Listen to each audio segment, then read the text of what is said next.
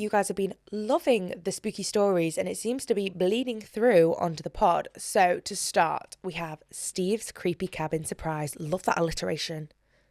So, all right, guys, you are not ready for this one. Like, I swear I could not make it up if I tried. My hands are still shaking just thinking about it. Oh, girly, hope you're okay. So, Steve, my boyfriend, sweet, predictable Steve. If anyone ever described me as predictable, I'd be so sad. Actually, no, I wouldn't. Reassuring, yeah, dependable, but not predictable. I like to be mysterious. I'd love to be mysterious, but I'm such a yapper. I have no sense of evil eye at all. All right, so he comes up with the brilliant idea for a weekend getaway. He's all, Amy, let's disconnect and go stay at a cozy cabin in the woods. And at first I'm like, oh, that's so romantic. But then I remember, cozy cabin in the woods is basically horror movie code for you're about to be murdered. Yeah, not wrong. However, I have seen these little yurts. I'm a big fan of the word yurt. In the Cotswolds, I think it is, where you literally give your phone in when you check in and you don't get it back till you check out, which that feels like some sort of a security risk there. Anywho, whatever. Steve reassures me that it'll be fun. So we pack up the car with snacks, of course, a million blankets and enough bug spray to drown a small army. And we head out. Now, the driver's, let's say, fine, cute little winding roads, scenic views, but when we pull up to the cabin, my stomach drops. Oh, Lord. Is it someone's shed? You pulled up to Graham's shed with all of his tools in it. It's not Pinteresty, log chic vibe I was expecting. It's, how do I put this? It looks like a kind of place where bad things happen. The paint is peeling. There's moss growing on the roof. Moss growing on the roof. Kind of cute. And the windows are so dirty, we can barely see inside. Do you know what this reminds me of? Any ACOTAR readers? The little cabin that they all go to? Chapter 54? My girls that get it? Get it. Steve, of course, is like, this is perfect.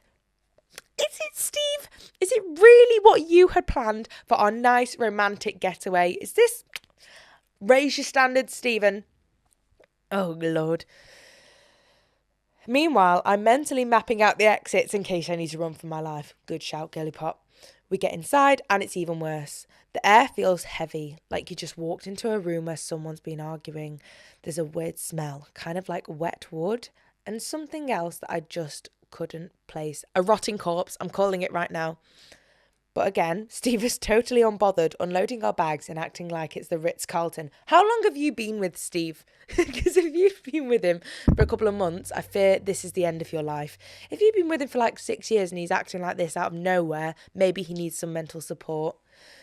That first night, I couldn't sleep. The bed was so lumpy, the wind kept rattling the windows, and I swear I kept hearing footsteps on the porch. Steve was out cold, snoring like nothing could wake him. Typical. Steve's been popping them lemmy sleeps. I can tell you that for free. The next day, things got weird. As if the paint falling off the walls wasn't weird enough. We went for a hike, and when we came back, the front door was slightly open. Nah, Stephen, grab the car keys. We're getting out of this fucking hole. No. The front door was slightly open. Steve tried to brush it off and was like, oh, maybe we just didn't close it all the way. But I know for a fact that I locked it. Still, we checked the place and nothing seemed out of place. So I tried not to freak out. Yeah, reassure yourself, do some breath work. Did you know that if you take a big deep breath, 3 deep breaths, it automatically convinces your brain that you are safe and you are calm? So if you're feeling a little bit anxious today, just take 3 deep breaths. Lovely. Well done. Glad we're all calm and content with life. So that night it got worse. Never mind, keep breathing.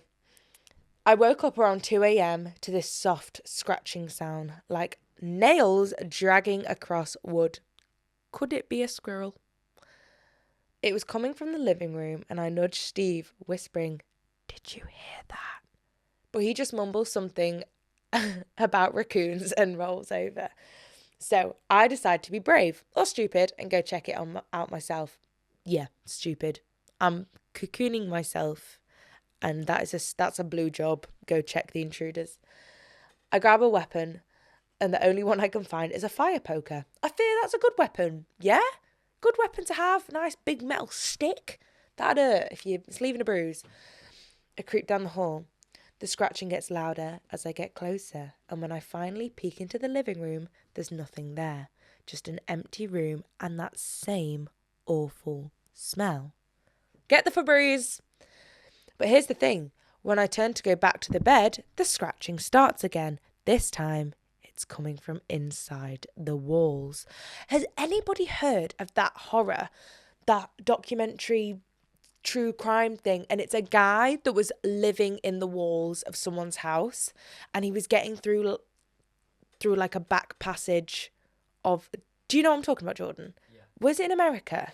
Yeah. And it was literally this guy that was like cutting about their house when they were out. They'd hear like scratching in the walls, walking upstairs, but they could never find this guy. And it's because he was living in the walls of their house. For 8 months. For 8 months? Like My guy wasn't paying no rent. Jeez. And it was like a thing amongst the neighbourhood, wasn't it? That lots of people were experiencing these same things. And it was just this guy cutting about all the houses through these... No, it was just the one. Just the one. I'm fabricating stories now. It was his high school crush that turned him down. No. Oh my gosh. I'll have to look into that one. Sorry, she didn't fall in love with me, so I'll live in the walls of her house. Yeah. There's many points we could have got to before that. Right, anyway. At this point, I am done. I'm like, Steve, we're leaving in the morning. I wouldn't even wait till the morning. I'd be in that car, Waze app up, stopping at Costa for a hot chockey.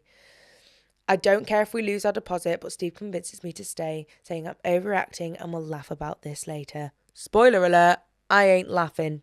Oh, girlie, I'm sorry. The final straw came the next night. We were sitting by the fireplace, trying to make the best of it, when the power went out. Oh, this is a horror film.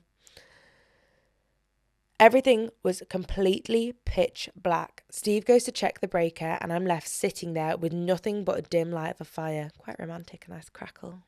Smell of wood. The scratching starts again. Only this time it was much more quiet than before, and before I had time to process it, Before I had time to process it, the floorboards creaked as if someone had moved to stand next to me. There was no one there. I freaked out and ran to the bed and waited for Steve to come back in. The next morning, we're packing up to leave because obviously I'm not staying there another second, and I noticed something on the floor. It was where the floorboard creaked next to me. It scratched into the floor, read one word. Amy. Amy is my name. I show Steve and his face goes pale. He admits that he read some dodgy reviews about the cabin that has history. So yeah, I'm done with cozy cabins now.